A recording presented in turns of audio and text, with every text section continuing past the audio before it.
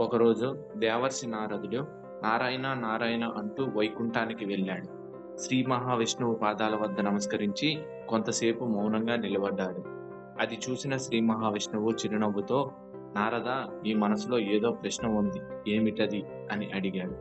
అప్పుడు నారదుడు వినయంగా ఇలా అన్నాడు: ప్రభు, భూలోకంలో నేను ఒక విషయం చూస్తున్నాను. మీపై అపారమైన భక్తి ఉన్నవారు ఎన్నో కష్టాలు పడుతున్నారు. వారు ప్రతిరోజు పూజలు చేస్తున్నారు, మీ నామాన్ని జపిస్తున్నారు, ధర్మంగా జీవించడానికి ప్రయత్నిస్తున్నారు. అయినా వారి జీవితంలో అనారోగ్యాలు, అప్పులు, అవమానాలు, బంధువుల సమస్యలు, ఆర్థిక కష్టాలు, ఎన్నో బాధలు వస్తున్నాయి. అదే సమయంలో కొంతమంది దేవుణ్ణి అసలు నమ్మరు, పూజలు చేయరు, ధర్మం గురించి అస్సలు పట్టించుకోరు. అయినా వారు సుఖంగా ఉన్నట్లు కనిపిస్తున్నారు. ఇది ఎందుకు ప్రభు? మీ భక్తులకు కూడా దౌర్భాగ్యం, దుఃఖం ఎందుకు మిగులుతున్నాయి? నారదుడి ప్రశ్న విని శ్రీ మహావిష్ణువు చిరునవ్వు నవ్వాడు. అప్పుడు ఆయన ఇలా అన్నారు: నారద, నువ్వు భూలోకంలో మనుషుల జీవితాన్ని చూస్తున్నావు, కానీ వారి జీవితానికి ముందు ఉన్న కర్మలను నువ్వు చూడడం లేదు. అదే అసలు రహస్యం. నారదుడు ఆశ్చర్యంగా చూశాడు. ప్రభు, కర్మలకు పూజలకు సంబంధం ఏమిటి అని అడిగాడు.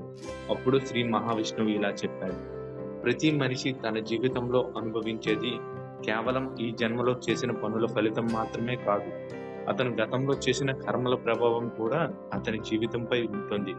మంచి కర్మకు మంచి ఫలం, చెడు కర్మకు చెడు ఫలం. ఇది సృష్టి ధర్మం అని చెప్పి, నారద, నాతో పాటు రా అన్నాడు. అలా ఇద్దరు భూలోకాలను బయలుదేరారు. వారు ఒక గ్రామానికి చేరుకున్నారు. అక్కడ ఒక పేదవాడు ఉండేవాడు. అతను ప్రతిరోజు ఉదయం లేచి స్నానం చేసి చిన్న దీపం వెలిగించి శ్రీహరిని భక్తితో పూజించేవాడు. అతనికి పెద్ద ఇల్లు లేదు, ధనం లేదు, సరైన ఆహారం కూడా ప్రతిరోజు ఉండేది కాదు. అయినా అతను దేవుడిపై విశ్వాసం కోల్పోలేదు. నారాయణ, నువ్వు నాకు ఏది ఇచ్చినా ప్రసాదమే, ఏది తీసుకున్నా అది కూడా నీ సంకల్పమే అని చెప్పేవాడు. కానీ అతని జీవితంలో కష్టాలు మాత్రం తగ్గలేదు. కొన్నిసార్లు అనారోగ్యం, కొన్నిసార్లు ధన సమస్య, కొన్నిసార్లు కుటుంబంలో బాధ. ఇవన్నీ చూసిన నారదుడు విష్ణుమూర్తితో ఇలా అన్నాడు: ప్రభు, చూడండి, ఇతను మీకు ఎంత గొప్ప భక్తుడు, అయినా ఇతని కష్టాలు ఎందుకు తగ్గడం లేదు? శ్రీ మహావిష్ణువు ఇలా అన్నాడు: నారద, ఇతను గత కర్మల వల్ల ఎన్నో దుఃఖాలను అనుభవించాల్సి వచ్చింది. అతని ప్రారబ్ధ కర్మలో చాలా పెద్ద బాధలు ఉన్నాయి, కానీ అతని భక్తి కారణంగా ఆ బాధల తీవ్రత తగ్గుతుంది అంటే నారదుడు ఆశ్చర్యపోయాడు. అంటే ప్రభు అని అడిగాడు. విష్ణుమూర్తి ఇలా చెప్పాడు: నారద, ఈ భక్తుడు ఆ భక్తి చేయకపోయి ఉంటే ఇతను అనుభవించాల్సిన బాధ మరింత ఎక్కువగా ఉండేది. పెద్ద దుఃఖం చిన్న కష్టంగా మారుతుంది, భరించలేని బాధ బాధ కలిగించేలా పరీక్షగా మారుతుంది. అతని రావాల్సిన మహావిపత్తు చిన్న సమస్యగా వస్తుంది, కానీ మనిషికి అది కనిపించదు. అతను కేవలం నాకు ఈరోజు కష్టం వచ్చింది అని మాత్రమే చూస్తాడు. నాకు ఇంకా ఎంత పెద్ద కష్టం రావాల్సి ఉంది, దైవ కృప వల్ల తగ్గిపోయిందో అని అతనికి తెలియదు. ఈ మాటలు విన్న నారదుడు మౌనంగా నిలిచిపోయాడు. కొద్ది దూరం వెళ్ళిన తర్వాత వారికి ఒక ధనవంతుడు కనిపించాడు. అతనికి పెద్ద ఇల్లు ఉంది, అపారమైన సంపద ఉంది, అధికారం కూడా ఉంది. అతను సంతోషంగా కనిపిస్తున్నాడు, కానీ అతనికి దేవుడిపై భక్తి లేదు. పూజలు చేయడు, దానం చేయడు, ఇతరుల బాధను పట్టించుకోడు. ఇది చూసిన నారదుడు మళ్ళీ అడిగాడు: ప్రభు, ఈ వ్యక్తి దేవుణ్ణి నమ్మడం లేదు, అయినా ఇంత సంపద, ఇంత సుఖం ఎలా?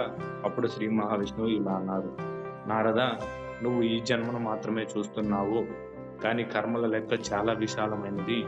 ఈ వ్యక్తి గతంలో చేసిన కొన్ని మంచి కర్మల ఫలితంగా ఈరోజు అతనికి సంపద, సుఖం లభిస్తున్నాయి.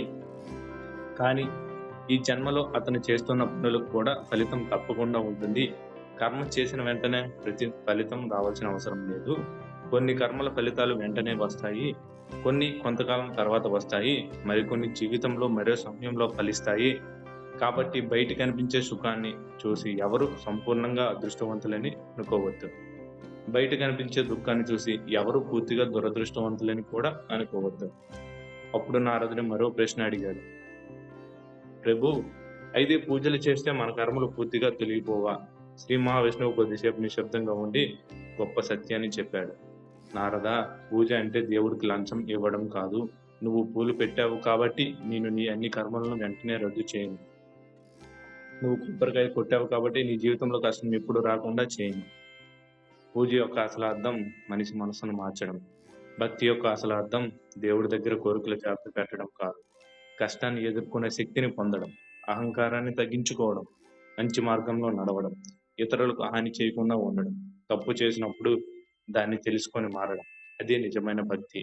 శ్రీ మహావిష్ణువు చెప్పిన ఈ మాటలు విన్న నారదుడు ఆలోచనలో పడ్డాడు. అప్పుడు విష్ణుమూర్తి మరో ఉదాహరణ చెప్పాడు. నారద, ఒక రైతు పొలంలో ముళ్ళ విత్తనాలు నాటాడనుకో, కొంతకాలం తర్వాత అవి మొలకెత్తుతాయి. అప్పుడు అతను దేవుణ్ణి ప్రార్థిస్తూ, ప్రభు, నేను ఇప్పుడు భక్తుణ్ణి అయ్యాను, ఈ ముళ్ళు మొలకెత్తకూడదు అని అడిగితే, ఇప్పటికి నాటిన విత్తనాల ప్రభావం ఏమవుతుంది? అవి మొలకెత్తుతాయి. కానీ భక్తి అతనికి జ్ఞానం ఇస్తుంది. మళ్ళీ ముళ్ళ విత్తనాలు నాటకుండా చేస్తుంది. పొలాన్ని ఎలా శుభ్రం చేసుకోవాలో నేర్పుతుంది. మంచి విత్తనాలు నాటే మార్గాన్ని చూపుతుంది. అదే విధంగా భక్తి మన గతాన్ని మార్చే మాయాజాలం కాదు. కానీ మన భవిష్యత్తును మార్చే ఒక గొప్ప శక్తి. అప్పుడు నారదుడు అడిగాడు, ప్రభు, అయితే భక్తుడు కష్టాల్లో ఉన్నప్పుడు మీరు ఏమీ చేయరా? ఈ ప్రశ్నకు మహావిష్ణువు చిరునవ్వుతో ఇలా అన్నాడు. నారద, నా భక్తుడు కష్టంలో ఉన్నప్పుడు నేను అతని పక్కనే ఉంటాను. అతనికి కనిపించకపోవచ్చు, కానీ అతని ధైర్యంలో నేను ఉంటాను. అతని ఆశలో నేను ఉంటాను. అతను పూర్తిగా విరిగిపోయే సమయంలో అతన్ని నిలబెట్టే శక్తిగా నేను ఉంటాను.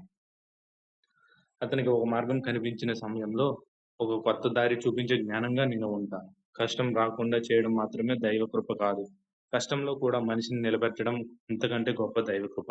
ఇది విన్న నారదుడు ఆనందించాడు. కానీ అతని మనసులో చివరగా ఒక ప్రశ్న మిగిలింది. ప్రభూ, అయితే పూజలు చేస్తున్న మనిషి ఎలా ఉండాలి? శ్రీ మహావిష్ణువు ఇలా అన్నాడు. నారద, కేవలం చేతులతో పూజ చేస్తే సరిపోదు. మనసులో కూడా మంచితనం ఉండాలి. గుడిలో దీపం వెలిగించి బయట చీకటిని పెంచకూడదు. దేవుడికి నైవేద్యం పెట్టి ఆకలితో ఉన్నవారిని అవమానించకూడదు. దేవుడి ముందు నమస్కరించి బయట ఇతరులను మోసం చేయకూడదు. నోటితో నా నామాన్ని జపిస్తూ మనసులో ద్వేషాన్ని పెంచుకోకూడదు. నిజమైన పూజ పూలలో మాత్రమే కాదు, మనిషి ప్రవర్తనలో కూడా ఉండాలి. నిజమైన భక్తి గుడిలో మాత్రమే కాదు, మనిషి జీవించే ప్రతి క్షణంలో కనిపించాలి. ఆ తర్వాత మా శ్రీ మహావిష్ణువు నారదుడితో చెప్పిన చివరి మాట. ప్రతి భక్తుడు గుర్తుంచుకోవాల్సిన గొప్ప సత్యం. నారద, కష్టం వచ్చిందని దేవుడు నిన్ను వదిలేశాడని అనుకోకు. ఆలస్యం అవుతుందని నా కృప లేదని అనుకోకు. ప్రతి కన్నీటి వెనుక ఒక పాఠం ఉండవచ్చు. ప్రతి పరీక్ష వెనుక ఒక మార్పు ఉండవచ్చు. ప్రతి ఆలస్యం వెనుక మనకు తెలియని ఒక కారణం ఉండవచ్చు. మనిషి తన కర్మను తప్పించుకోవడానికి కాదు, తనను తాను మార్చుకోవడానికి భక్తిని ఆశ్రయించాలి.